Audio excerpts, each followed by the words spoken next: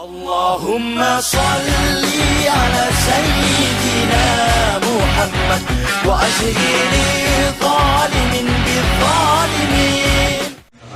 Assalamualaikum warahmatullahi wabarakatuh. Alhamdulillahirabbil alamin wa bihi nasta'in ala umuri dunya wad din wassalatu wassalamu ala asyrofil anbiya'i wal mursalin sayyidina Muhammadin wa ala alihi wa sahbihi ajma'in. Amma ba'du. Yang terhormat Bapak Ketua RW 13 Kelurahan Tito Dimarsah, yang kami hormati Bapak Ketua RT 7 RW 13 Kelurahan Tito Dimarsah, yang kami hormati Ustadz Teguh Wijaya Indalianto SAG, yang kami hormati Bapak Ibu warga Gria Semeru Permai serta anak-anak yang berbahagia. Yang akan disampaikan oleh Ustadz Teguh Wijaya Indalianto SAG. Kepada beliau kami persilakan, sekaligus mohon nanti menutup dengan doa. Mohon izin. Assalamualaikum warahmatullahi wabarakatuh. Bismillahirrahmanirrahim. Alhamdulillahi rabbil alamin. Wa bihi nasta'in ala umuri dunya waddin. Asyhadu an la ilaha illallah al-malikul haqqul mubin. Wa asyhadu anna Muhammadan abduhu wa rasuluhu shadiqul wa'dil amin. Allahumma fashalli wa sallim ala nabiyil karim Muhammadin wa ala alihi wa ashabihi wa man tabi'ahum bi ihsanin ila yaumiddin. Yaqulu Allah ta'ala azza wa jalla qa'il fi kitabihil karim. A'udzu billahi minasy syaithanir rajim. Ya ayyuhalladzina amanu taqullaha wal tanzur nafsum ma qaddamat lighad wattaqullaha innallaha khabirun bima ta'malun. Wa qala Rasulullah sallallahu alaihi wasallam, ittaqillaha haitsu ma kunta wa atbi'is sayyi'ata al-hasanata tamhuha wa khaliqin nas bi khuluqin hasanin.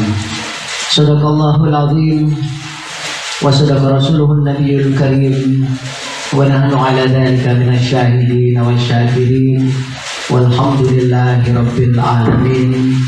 Amma ba'du. Hadratul muhtaramun, para alim, para ulama, para sepuh bina sepuh, Bapak Ibu sekalian yang senantiasa dirahmati oleh Allah Subhanahu wa taala. Alhamdulillah, malam hari ini kita diguyur oleh berkah. Karena hujan ini adalah berkah, Bapak nggih. Jadi jangan kemudian kita menyalahkan kehujanan. Padahal Allah sedang memberikan kita berkah. Maka wajib kita berdoa.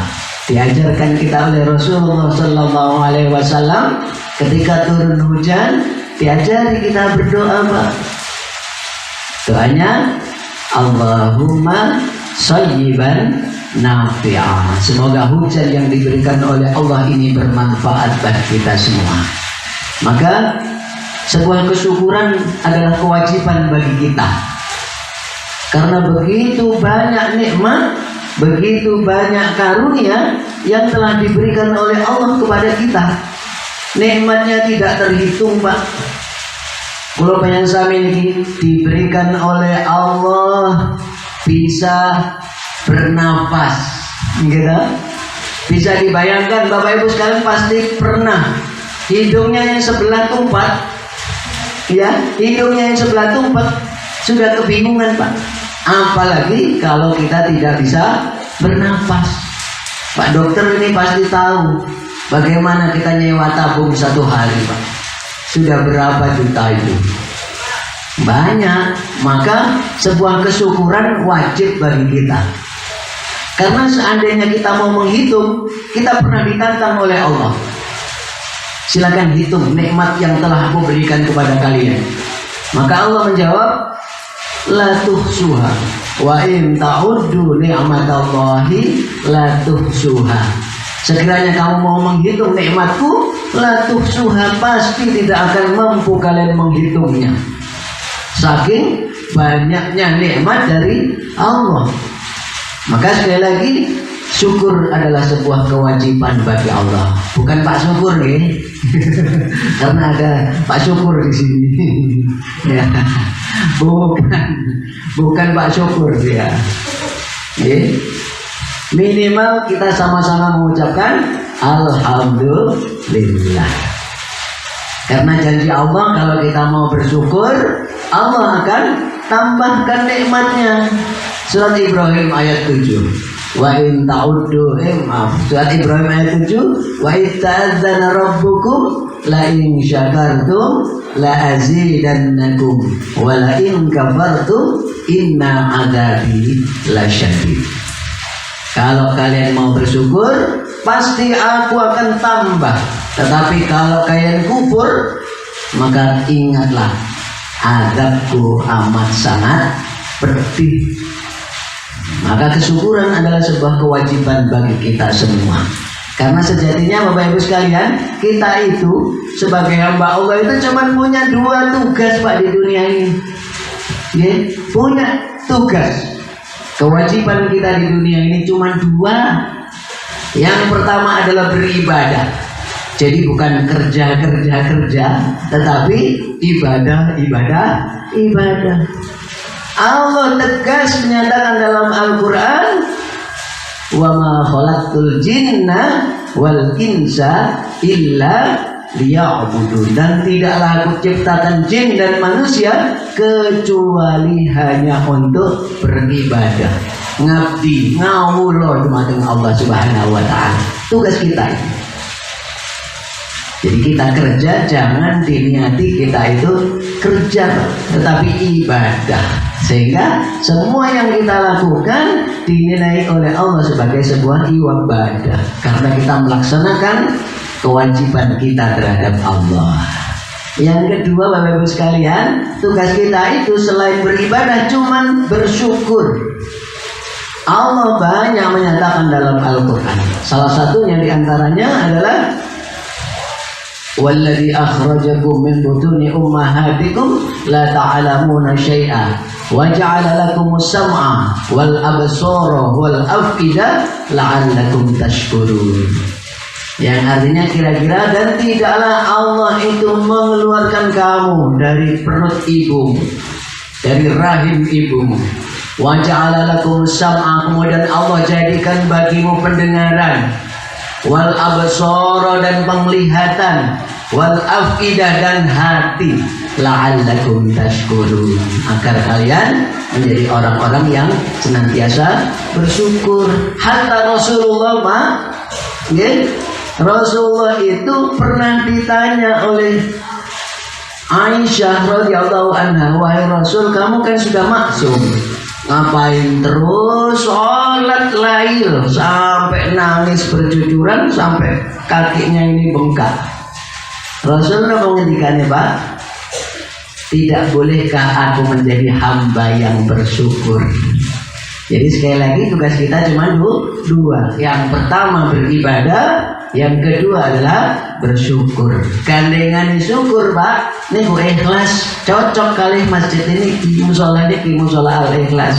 Saya kemarin itu ditelepon sama Pak Masuri, Ustaz, bisa ngisi di perumahan, di masjid, di musola Al-Ikhlas. Saya langsung jawab bisa, Pak, karena cocok. Saya sekolah di SMP Al-Ikhlas, rumah saya itu Gang Al-Ikhlas, jadi cocok. Makanya langsung saya yes, kayak gitu. Jadi syukur gandengannya sabar. Nah, jadi syukur kali sabar nih, Pak. Syukur kali Pak sabar nih, terus gandengan, Pak. Syukur ketika kita mendapatkan nikmat, dan sabar ketika kita mendapatkan musibah. Ini kok gandengannya. Jangan bersyukur kalau kita mendapatkan nikmat, gerundel kalau mendapatkan musibah. Justru itulah kita diuji, gitu. Ketika kita mau dinaikkan derajatnya, kita akan diuji. Anak-anak sekolah kan begitu Pak. Mau naik kelas, apa yang mereka lalui? Ujian. Kita juga kemarin menghadapi ujian yang sangat besar, yaitu puasa Ramadan. Karena dia ujian, maka dua Pak hasilnya. Apakah dia naik kelas ataukah dia tinggal kelas? Kan begitu anak-anak kita. Ketika kita naik, maka derajat kita diangkat oleh Allah menjadi orang-orang yang bertakwa. Kan begitu janji Allah. Ya. Surat Al-Baqarah ayat 183. Gitu. Wahai orang-orang beriman, kutiba alaikumusiyam kama kutiba alal ladzina min qablikum la'allakum tattaqun. Dinaikkan derajatnya siapa? Yang lulus Pak.